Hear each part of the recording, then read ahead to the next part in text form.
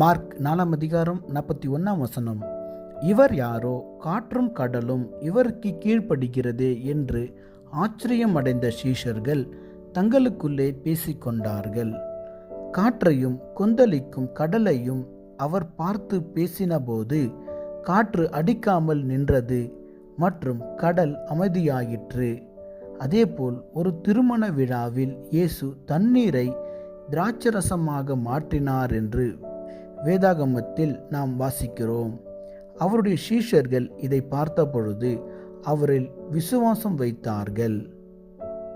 அந்த நாளில் இன்னும் சிறப்பாய் அவரை அறிந்து கொண்டார்கள். அவருடைய வல்லமையை அவர்கள் அதிகமாய் கண்டார்கள். ஆண்டவரின் அளவில்லாத வல்லமையை குறித்த அறிவு அவர்களுக்கு சமாதானத்தை தந்தது. ஆமென்.